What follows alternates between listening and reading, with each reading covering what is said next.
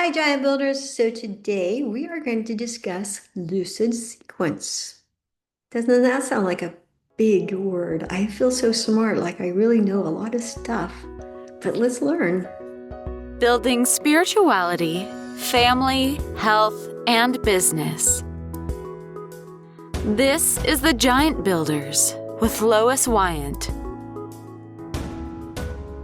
Hey, Giant Builders, welcome. I'm so glad you're here. Don't forget to check out our social media. It helps us if you leave a comment and like one of our posts. So today's guest is Lin Schussler-Williams. Hi, Lynn. How are you? Hi, I'm so glad to be here, Lois. I'm so glad you're here too. Can you tell our listeners a little bit, tell them who you are and what you do? Sure thing. So I love talking about what I do because I really have a passion for helping people get out of their own way. This has been a mission of my life for myself for 40 plus years.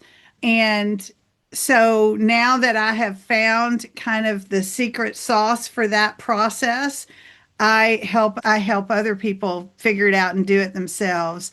I'm not a therapist, I'm not a coach. I operate in this realm of helping people get out of their own way by teaching them a process called Lucid Sequence that's based on the principles of neuroscience and quantum physics. That is just a fancy way of saying it's based on how we're wired, how we're made, and how we interact with the rest of the world. And we can all do it. We were all born able to do it. And nobody showed us how yet. And we all get programming. Our parents are our original programmers. So we all have people inputting to us how to think about ourselves in the world. And some of those things get stuck in our subconscious and they become these filters through which we see ourselves in the world, which is a lot of words, but I'd be happy to share like an example if it helps. Yeah, so all right, expand on this lucid sequence part for me. Yeah, so you know, it helps to start with programming and conditioning. Let's start there. So programming comes to us from outside sources, just like your computer doesn't know that 1 + 1 = 2 until a programmer inputs that formula and says, when you see these symbols, this is the answer, right? Well, we get input from people, parents, teachers, siblings, friends, bosses, spouses, all the people. And sometimes they're well meaning, but they still give us things that stick. And then a great example of that is a client of mine who had a fifth grade teacher who was very well meaning, I'm sure, but said to him, Johnny, you'll be good at something else, but math isn't it. And Johnny spent the rest of his life, every time he tried to figure out a tip at a restaurant, every time he had to do his taxes, every time he tried to balance his checkbook, he was seeing himself and that task through this filter of, I'm not good at math. Mhm. And so many people have that or a similar thing. And then those experiences of figure out a tip, balance your checkbook, do your taxes, those become conditioned responses that just kind of embed the whole thing. So, all of that to say, we all have them. Our parents were our first programmers. And lots of times, the things they tell us, they mean to be helpful. My parents, who I was really blessed to have beautiful, wonderful parents, but if I heard them say it once, I heard them say it 100,000 times. You never get a second chance to make a first impression. Mm. And I know they were trying to help me make my way in the world, but what they did was like pressure and like that's how it came off. And you know, so now I don't worry about that anymore because I got I rid of that do get a program. And second chance.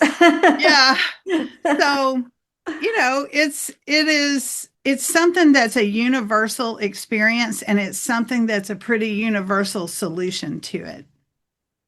Okay. So you talk about getting out of our own way. What would you say gets in our way, like when we're building a business or even building a Oh relationship? yeah. Well, I spent 15 years as a sales coach for coaches and Oh, consultants and solopreneurs. So I have a lot to say about what gets in people's way when they're in business for themselves. And I most of my network is people in that situation. And so a lot of my clients are people who are entrepreneurs and solopreneurs. And they have programming that gets in their way often around money, yeah. around selling, around, what goes through your head when you contemplate raising your prices. Well, the thing that gets in the way of doing it with ease and making a clear decision are your programs around worthiness, confidence, money. Like all of that goes into play when you're in business. When you come up with a new offer and you're about to launch it into the world, do you have things saying, I'm not good enough to launch this, or I'm not good enough to write that book, or I'm not good enough to, right? So Yeah. there are so many. There's so many. What do we do with them? We take them through Lucid Sequence and get Oh, rid okay. of them. We Okay. take the power away from them. And women too, just women. Like if you think we also, programming comes to us not just from people, but from society. And I grew up in the 60s in the deep South, and there were so many rules of behavior that were acceptable or not for women. And it is really interesting when you look at it from gender perspectives. I even saw a video yesterday about a man who knits, and he's like a master knitter. He's really, really talented. But just recently, he finally started knitting in public because he would knit in public and people would give him so much grief. And people would say things to him like, why don't you go hunting? That might be a better hobby for a man. So it goes both ways. It's Yeah. just that women have been more in the oppressed, not powerful position, so they got the brunt of it over the last, 5,000 years. So, Okay. So how does the lucid sequence reprogram us? Or how do we well, use it to reprogram? it would be hard to answer that specifically Okay. without teaching it to you because it's very simple, first of all. And I teach it in two sessions, two 90-minute sessions a week apart. And then my client has everything they need to be able to do it themselves. Now, Oh, sometimes people come back to take a deeper dive into something or whatever. They just want more support. But the idea is planned obsolescence on my part. I'm not looking to have a client for a year or 6 months or 3 months or even 1 month. It's a week.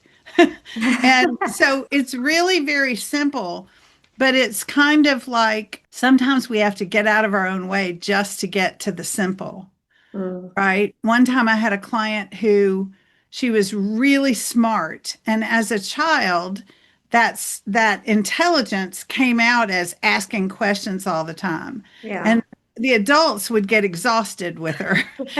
And they would say things to her like, you make everything so hard. Quit asking questions and go play. Well, the embedded subconscious belief she was left with was, gosh, I make everything difficult. And so, guess what she made difficult? Learning how to get rid of the difficult program, right? Yeah. So, it's a simple process, but sometimes it's challenging to learn. But most people, I've only had maybe one person who couldn't do it in two sessions. Oh, okay. Is there a way for me to say, oh, I should do this? I mean, what triggers me to know this would be something good for me to explore? Right. That's a really good question. And, hopefully you can get to a place of knowing that without having to know the how, Mhm. right? Because the how, that's what we do in two sessions is figure out the how, right? But the thing that you need to know is you were born able to do this. This is part of who you are. It's like you were born able to think. You were born able to, move into the world. You have the capacity in you to do it. It's not like some modalities where the practitioner is doing something to the client, like energy work or hypnotherapy, or right. It's nothing like that. I consider myself a teacher. I am teaching you to do something you can already do. You just don't know it yet.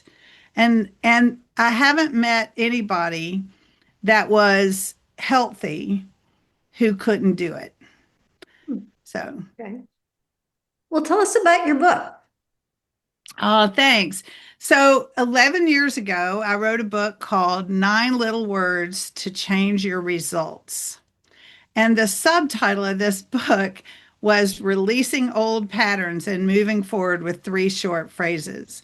And this idea of releasing old patterns is absolutely what's going on with Lucid Sequence. It's like it's like it's this physical representation of my journey to get to Lucid Sequence. Hmm.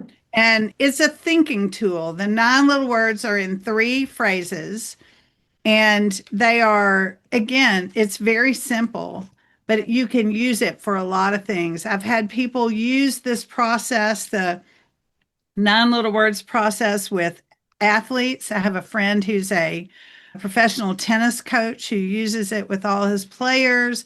I've had people use it in corporate settings with teams. And it really is kind of a precursor, if you will, to Lucid Sequence, but it's a thinking tool. And the thing about a thinking tool is there are lots of things you can apply a thinking tool to and get some great results. Subconscious beliefs that are embedded, you can't think your way out of those. And that's why I kept going and got to Lucid Sequence. But I love that book still. And I do talks about it all the time. I've talked to all kinds of people about it. I live in Kentucky, and I've talked to the Youth Swimming Association in Kentucky, giving those kids the nine little words, right? Because it's a nice tool for your toolbox. So is it like a workbook or it's a reading and understanding book? No, it's a reading and understanding Okay. book, but it's this big, Okay. right? It is tiny. You can read it in an hour and a half, usually. It's also really accessible. I had a friend who, instead of grounding his kids one time, told them they had to read a book and write a book report. And one of them was 9, and one of them was maybe 11 or 12. And they read this and did video book reports on it. It was Oh. adorable. So, and those are still on YouTube, I think. They'll kill me for saying that and making people look at their childhood selves. But Oh, that's interesting. Yeah. yeah, it's a very accessible book, and there are some pages in it that give you some things like a workbook that you can work through for your own things, but mostly it's a short read it book. Okay.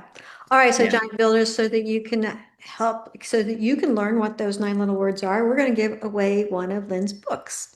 So Oh, if you wonderful. leave a comment on the video part, the YouTube episode here, then I will have a drawing and I will give away one of Lynn's books. Yeah. Fabulous. Yeah. So Fabulous. any closing thoughts? Well, I just want to say, the world is big, and we all have things that have happened to us along the way, along the journey of life. Could be just minor programming, could be big traumas, could be, and we're trying to figure it out. We're trying to figure out how to get there. And so I just want to say to people, it can be done, and offer some encouragement. And, this is not the only way. Lucid Sequence is not the only way to do it, but it's the best way I've found after 40 something years of searching and looking. And it is, I encourage people to just stay hopeful.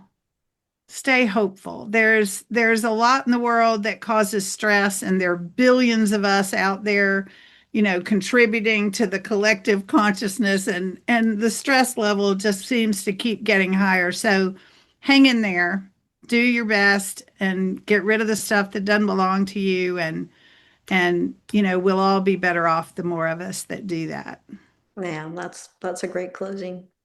Well, Lynn, thank you so much for sharing with us. I'm excited to read your book, and I'm excited to share it with other people. Thank you. Yeah. All right, Giant Builders, we'll see you next week. Thank you for listening.